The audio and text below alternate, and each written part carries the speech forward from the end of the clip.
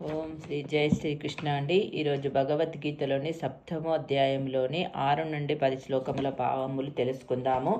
మొట్టమొదటగా 6వ శ్లోకం. ఏతద్యోనిని భూతాని సర్వానిత్యుపధారయ అహం కృత్సస్య జగతః ప్రభవః ప్రళయస్తతా. దీని యొక్క భావము: సృజింపబడిన సర్వజీవులకు ఈ రెండు ప్రకృతులే కారణములయ్యున్నవి. ఈ జగత్తునందలి భౌతికమును ఆధ్యాత్మికమునకు సర్వమునకు మూలమును మరియు ప్రళయమును నేనే అని నిశ్చయముగా నెరుగుము. 7వ శ్లోకం. మత్తః పరతరం న్యాన్యత్ కించిదస్తి ధనంజయ మయి సర్వమిదం ప్రోతం సూత్రే మణిఘనా ఇవ.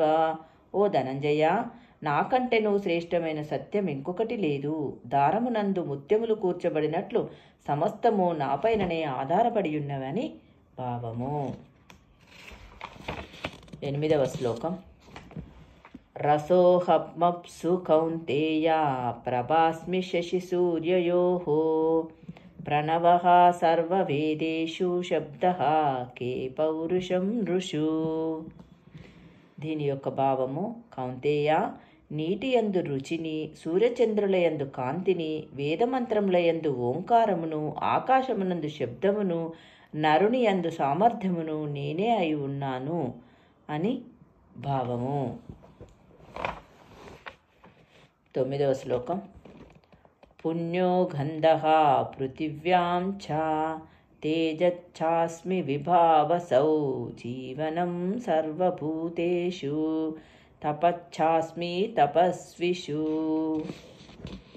దీని యొక్క భావము: నేను భూమి యొక్క ఆద్యమైన సుగంధమును, అగ్నియందు ఉష్ణమును, జీవులయందలి ప్రాణమును, తపస్సులయందు తపస్సును అయి ఉన్నాను. పుణ్యం అనగా శిథిలము కానిది, అట్టి పుణ్యము ఆద్యమైనట్టిది.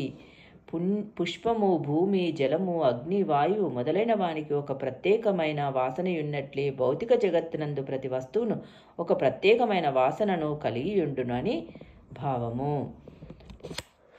10వ శ్లోకము. బీజం మాం సర్వభూతానాం విద్ధి పార్థ సనాతనం బుద్ధిర్ముద్ధి మతామస్మి తేజస్తేజస్వినామహం.